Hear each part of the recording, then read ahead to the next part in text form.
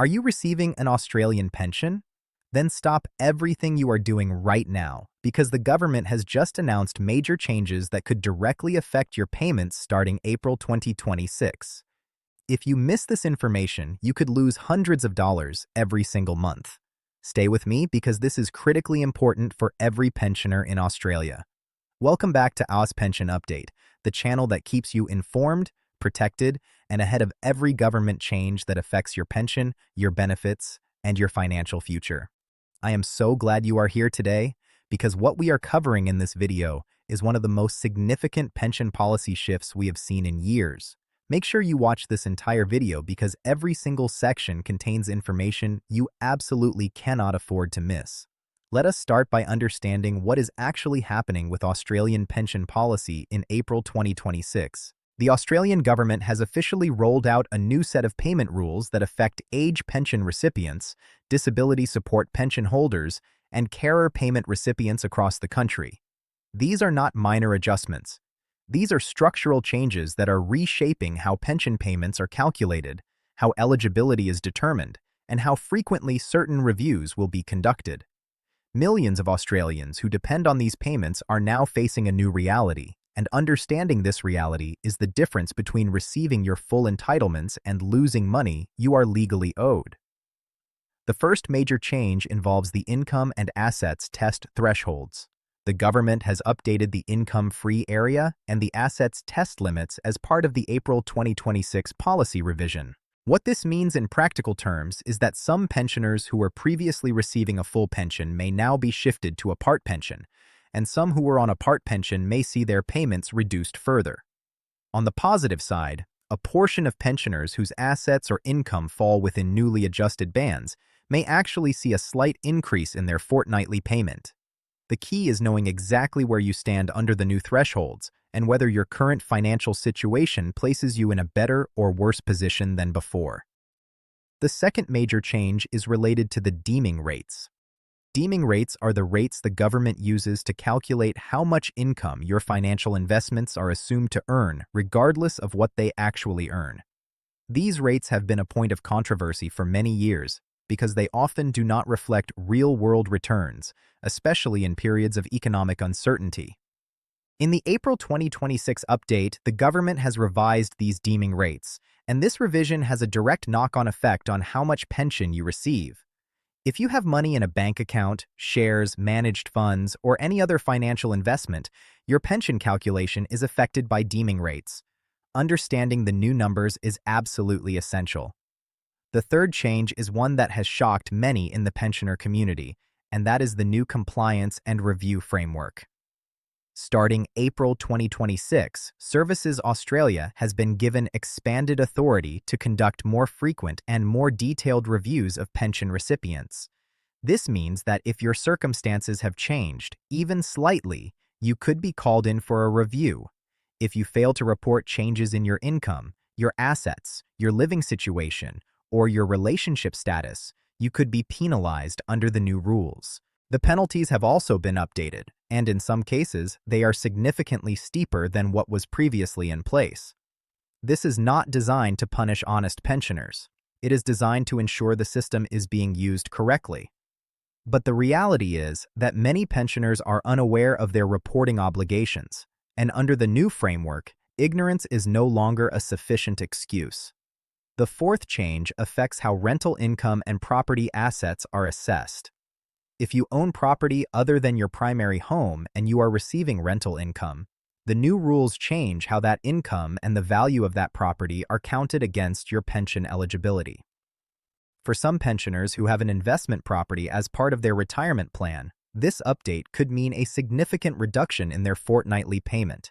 This is one of the areas where seeking professional financial advice is strongly recommended, because the interaction between property ownership and pension eligibility is now more complex than ever before. The fifth change is perhaps the most welcomed by the pensioner community, and that is the increase in the pension supplement and the energy supplement. The government has announced an upward revision of these supplementary payments as part of the April 2026 update.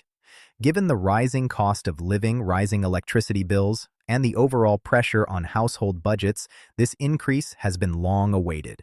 While the increase may not fully offset the cost of living pressures many pensioners are experiencing, it is a meaningful recognition by the government that pensioners are struggling and need additional support. Now let us talk about what you need to do right now in response to these changes. The first thing you need to do is log in to your MyGov account and check your current payment details. Make sure that all your information is up to date, including your income details, your assets, your living arrangements, and your bank account information. If anything has changed and you have not reported it, you need to do so immediately. Under the new compliance framework, voluntary disclosure is treated much more favorably than discovered non-compliance. The second thing you need to do is contact Services Australia directly if you are confused about how these changes affect you personally. You can call them, visit a service center, or use the online messaging system through MyGov. Do not rely on second-hand information from friends or family. Every pensioner's situation is different, and the only way to get accurate information about your specific circumstances is to speak with someone who has access to your actual file. The third thing you need to do is consider speaking with a financial counselor or a financial advisor who specializes in aged care and retirement income. Many community organizations offer free or low-cost financial counseling services for seniors. Given the complexity of the April 2026 changes, having a professional review your situation could save you thousands of dollars over the course of the year. The fourth thing you need to do is stay informed. The government does not always communicate these changes clearly or proactively. Many pensioners find out about important policy changes too late, after they have already been affected. This is exactly why channels like this one exist, to make sure you are always one step ahead. Now let us talk about the broader picture. These April 2026 changes are not happening in isolation. They are part of a longer trend of the Australian government reassessing how the pension system operates in the context of an aging population, increasing fiscal pressure, and a changing economic environment. Australia's population is aging rapidly, and the proportion of the population receiving pension payments is growing every year. This puts pressure on the government budget, and it means that policy changes to the pension system are likely to continue in the years ahead. What you are seeing in April 2026 is not the end of the story. It is part of an ongoing evolution of the pension system that every Australian retiree needs to monitor closely. For those of you who are not yet on the pension but are approaching retirement age, these changes are also highly relevant to you. The rules that apply when you first apply for the pension will determine your initial payment rate, and starting on the right foot is critically important. Understanding the income test, the assets test, the deeming rates, and the reporting obligations before you apply will put you in the strongest possible position from day one. It is also worth noting that advocacy organizations for pensioners and seniors have been vocal in their response to the April 2026 changes. Some have praised the increase in the supplements while criticizing the tightened compliance framework. Others have raised concerns about the impact of the assets test changes on pensioners who own property. These conversations are happening at a policy level, and the more informed and engaged pensioners are, the more likely it is that future policy decisions will take their needs into account. Thank you so much for watching today's video on Aus Pension Update. This information has the potential to directly impact your financial security, and sharing it with a fellow pensioner could make a real difference in their life as well. Please like this video so that more people can find it. Subscribe to Aus Pension Update so you never miss a critical update like this one, and hit the notification bell so you are always the first to know when new information drops. If you have questions about how these changes affect your specific situation, drop them in the comments below, and our community will do its best to support you. Stay informed, stay protected, and we will see you in the next video right here on Aus Pension Update.